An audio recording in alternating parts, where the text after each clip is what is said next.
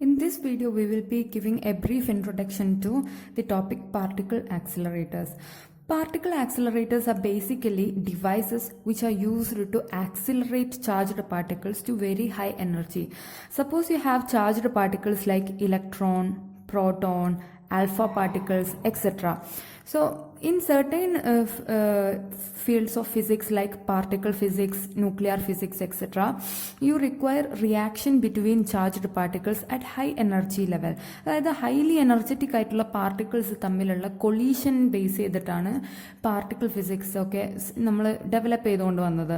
So in that cases you have to accelerate charged particles to very high energy and the devices used for this purpose is known as particle accelerators. There are two types of basic particle accelerators. One is electrostatic accelerators and the other is cyclic accelerators. Now, what are the important parts of a particle accelerator? So basically, a particle accelerator consists of an ion source. So you must be familiar with these terms. It consists of an ion source. So what is an ion source? Ion source is a source. അതായത് നമ്മൾ ഒരു source ആണ്. എന്തിൻ്റെ source? It is A source of ions. For example, it is the part of the particle accelerator which produces charged particle. It produces the charged particles, produces ions. നമുക്ക് accelerate ചെയ്യേണ്ട ഏത് അയോണിനെയാണോ ആ അയോണിനെ supply ചെയ്യുന്ന ആളാണ് ion source. And the ions produced from this ion source is accelerated. It is accelerated with the help of particle accelerator and it is made to fall on a target. You have an ion source and the ion source produces ions. It is accelerated and it is made to fall on our target. So this is what is actually happening in a particle accelerator. Now what is the basic difference between an electrostatic accelerator and a cyclic accelerator? Now first of all, you consider the electrostatic accelerators. In electrostatic accelerators, a potential is applied between the ion source and the target. നമ്മൾ ഇവിടെ ഒരു potential difference apply ചെയ്യും. As a result, the charged particle, whether it be positive or negative, it is accelerated and it hits the target. So അതാണ് electrostatic ആക്സിലറേറ്ററിൽ നടക്കുന്നത്. ഇനി cyclic accelerator. ഈ cyclic ആക്സിലറേറ്ററിൽ difference എന്ന് പറയുന്നത് basically in electrostatic accelerators it is a single step acceleration. Basically the particle is accelerated in a single step, but in cyclic accelerators there are multiple steps through which the particle is accelerated. So we will be studying about two types of cyclic accelerators. So what are the two types of cyclic accelerators? The first one is LINAC.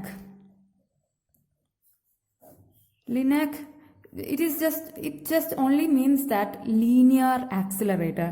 Linear accelerator is an accelerator in which the particle is accelerated along a straight line. It is linear plus accelerator. This is written as LINAC, and as the name suggests, the particle is accelerated along a straight line through step-by-step process.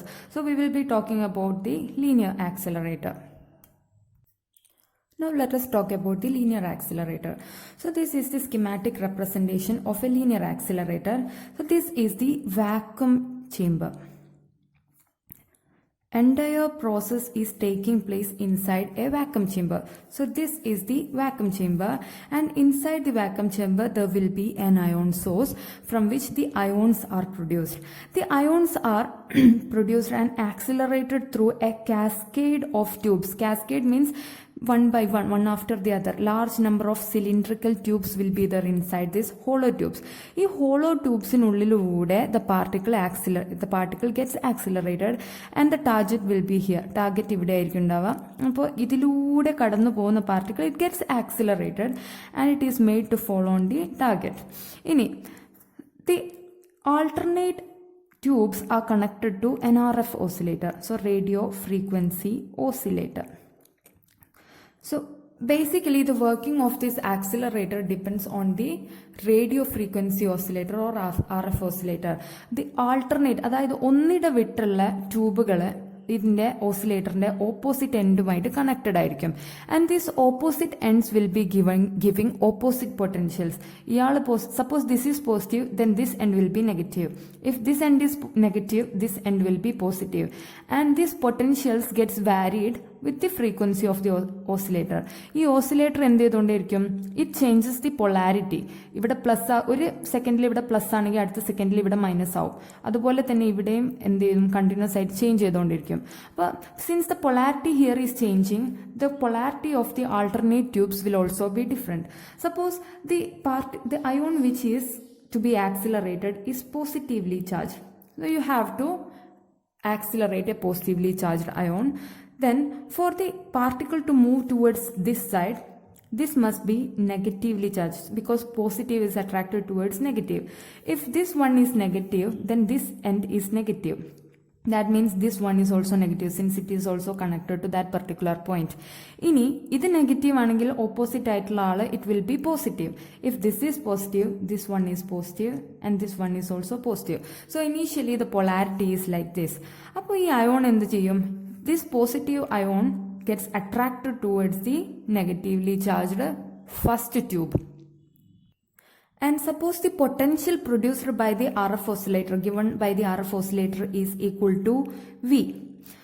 That each of the tubes will be having a potential V and the length of the tubes will be increasing. This will be the smallest, this will be bigger than this, and the last one will be the largest tube.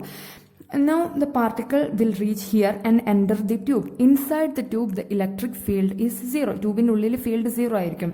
Then once the particle reaches this end, ഈ എൻഡിലെത്തുമ്പം the polarity gets changed. What happens?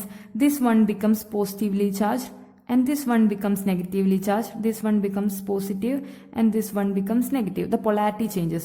So the positively charged particle which is accelerated slightly is standing here. So what happens? It will be repelled by the first tube and it gets attracted to second tube. പെട്ടെന്ന് ഈ positive charge particle ഈ എൻഡിലെത്തുമ്പോൾ polarity പെട്ടെന്ന് change ചെയ്യും. Polarity change ചെയ്ത് കഴിയുമ്പോൾ ഈ tube എന്താവും? Positive ആവും. ഇയാളെ റിപ്പൽ ചെയ്യും. ഈ രണ്ടാമത്തെ ട്യൂബ് എന്ത് ചെയ്യും? ഈ പോസിറ്റീവ് ആയിട്ടുള്ള ചാർജിനെ അട്രാക്ട് ചെയ്യും. As A result again the particle is accelerated in this gap. Again it enters this one and reaches this side. When it reaches this side, again the polarity gets changed. പിന്നെ എന്താവും? polarity change ചെയ്യും. This one becomes negative. This positive will change to negative and this one will change to positive. Similarly, this one also will change. What happens? The positively charged particle is here. Again it gets accelerated through this particular space. അതായത് the particle is continuously accelerated through the space between the cascade tubes. ഈ ട്യൂബുകൾക്കിടയിലുള്ള റീജിയനിൽ particle accelerate ആയിക്കൊണ്ടേയിരിക്കും continuous ആയിട്ട്. അപ്പോൾ finally ഇവിടെ എത്തുമ്പോഴേക്ക് particle step by step it will be accelerated to very high energy. So this is the working of a linear accelerator. Now when we are going to talk about the mathematical formulation, we know when the particle V is the potential given by this tube. So if V is the potential given, the energy of the particle is Q into V. We know that expression for energy is equal to Q into V. And we also know that the kinetic energy of the particle is equal to half m v square. So this is one energy and this is the second energy. We know that when particle reaches here, it will have a kinetic energy. But first tube കാരണം ഉണ്ടാവുന്ന kinetic energy is given as half m v square is equal to Q into V. This is potential and this is velocity. So this is the first equation.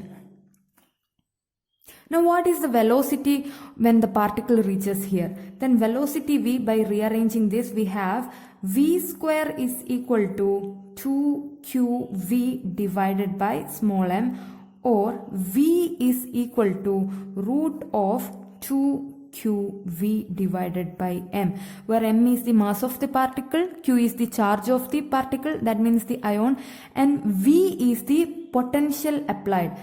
Then v is the velocity of the particle when it reaches the first tube. So let us name it as v1. അപ്പോൾ ആദ്യത്തെ ആള് കൂടെ pass ചെയ്ത് കഴിഞ്ഞപ്പോൾ ഇയാൾക്ക് V1 ആണ് velocity ഉണ്ടാവും, ഇവിടെ V1 വെലോസിറ്റി ഉണ്ടാവും.